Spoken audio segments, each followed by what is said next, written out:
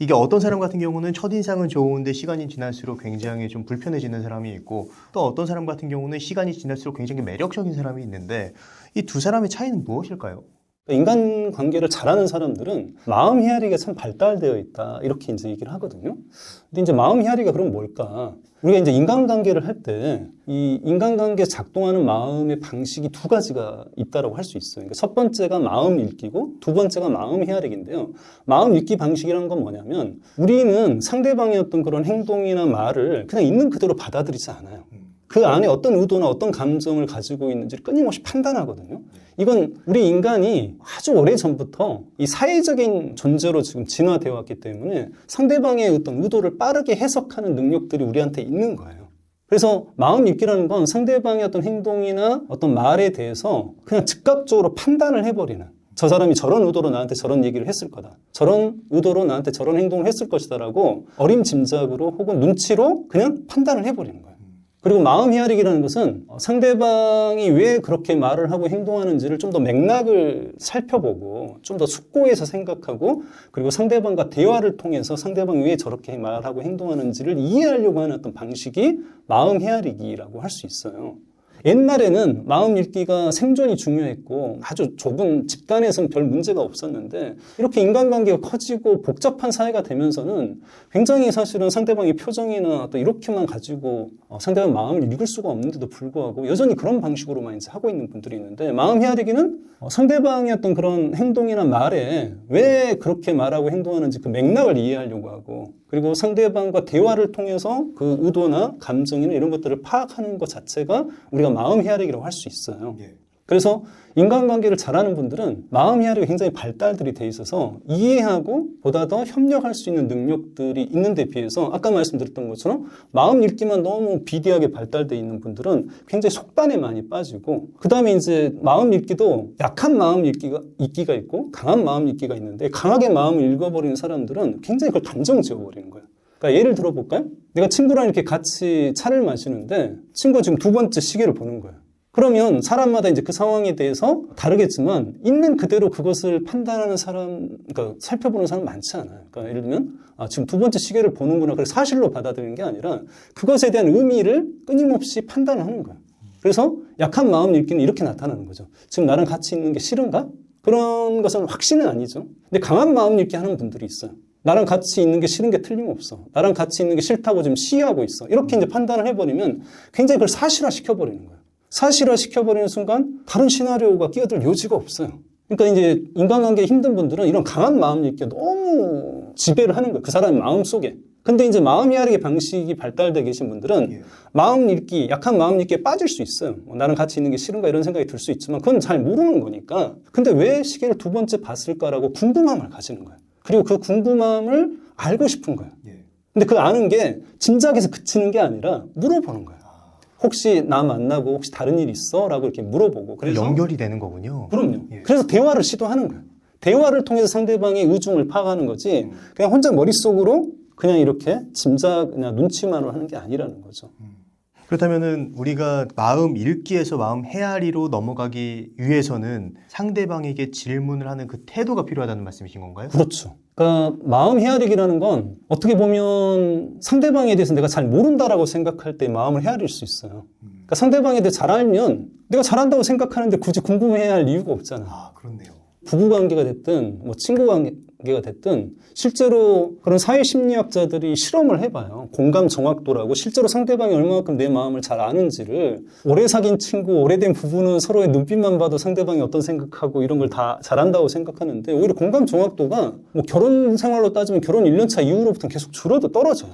그래서 오히려 남보다 못할 정도까지 떨어지는 커플들이 너무 많은 거예요. 근데 그렇게 되는 이유는 크게 보면 이제 두 가지죠. 하나는 내가 상대방을 잘한다. 그리고 상대방에 대한 관심이 없어지기 때문에 점점 공감 정확도가 떨어지는 거죠. 그래서 마음 헤아리가 작동이 되려면 내 마음이 수시로 마음 읽기에 빠진다는 걸 일단 알아차려야 돼요. 그러니까 처음부터 마음 헤아리가 작동되는 게 아니라 우리는 수시로 즉각적이고 자동적으로 상대방의 마음을 판단을 해버리니까 마음 읽기라는 건 우리가 제어할 수가 없어요. 그래서 마음 읽기가 일어났다는 걸 내가 알아차리고 마음 헤아리기 스위치를 켜야 되는데 그 스위치를 켜는 열쇠가 나는 상대의 마음을 잘 몰라라고 하는 그런 혼잣말을 해보시는 게 좋아요. 왜냐하면 내가 안다라고 생각할수록 상대방 마음에 대해서 알려고 하지 않기 때문이죠.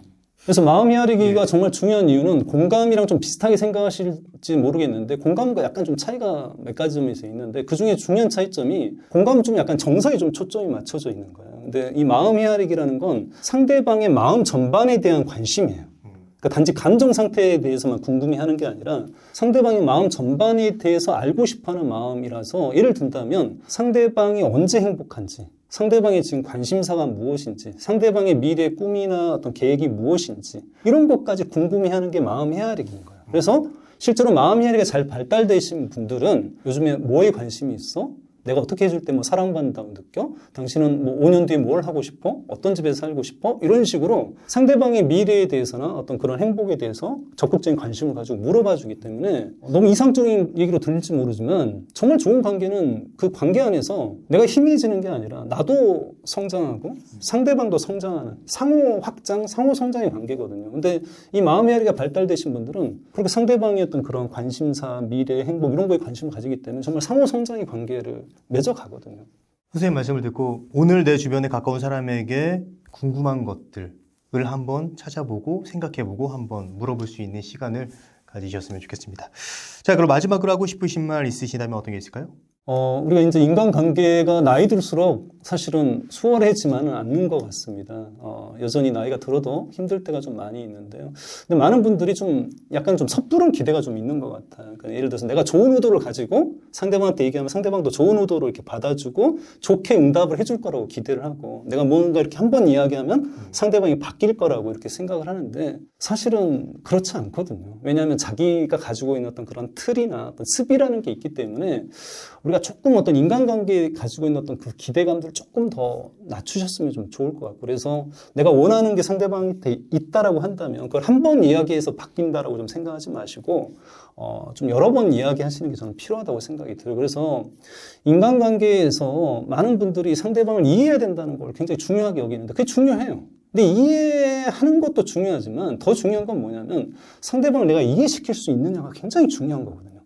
그러니까 내가 무엇을 얘기했느냐도 중요하지만 내가 이 이야기를 통해서 상대방을 얼마큼 이해를 시켰느냐가 굉장히 중요한데 많은 분들이 그냥 뱉기는 하는데 상대방을 이해시키지 못하는 경우가 많죠. 그러니까 우리가 글을 써보면 알죠. 그냥 자기 혼자만 아는 어떤 일기 쓰기의 글 같은 글은 상대방 이해하기 어렵잖아요. 근데 정말 상대방이 독자가 이렇게 읽기 쉽게 잘 쓴 사람도 있는 것처럼 이야기를 할 때 내 이야기가 상대방한테 어떻게 다가갈지 어떻게 이해가 될지를 좀 잘 그 이유도 좀 설명을 하고 이렇게 해야지 내가 상대방한테 부정확하게 얘기를 해도 상대방이 이렇게 잘 알 거라고 좀 생각하는 것은 오히려 더 관계를 꼬이게 만드는 섣부른 기대라고 좀 생각이 좀 들고요. 상대방을 잘 이해시키는 게 중요하고 그런 의미에서 우리가 이제 대화할 때 굉장히 염두에 두셔야 될 건 이 대화의 목적을 우리가 생각을 해보시는 게 굉장히 필요해요. 특히 갈등 관계에 있을 때 이 갈등을 풀려고 대화를 시도하다가 결국은 갈등이 더 커져서 이제 너랑 얘기가 안 돼 이렇게 끝나는 경우가 많은데요.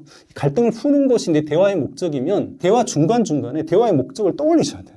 이런 부분들이 이제 메타 커뮤니케이션이라고 얘기하는데 그러니까 대화 중에 한 걸음씩 물러나서 내 대화가 지금 내 대화의 목적에 맞게끔 가고 있는지 근데 그렇지 않고 계속 논쟁이나 대립이나 이제 이렇게 가기가 좀 쉽거든요. 그래서 갈등을 해소하는 게 목적이라고 한다면 갈등을 해소하는 방향으로 계속 가고 있는지를 좀 더 염두에 두면서 대화하시는 여러분이 되셨으면 좋겠습니다.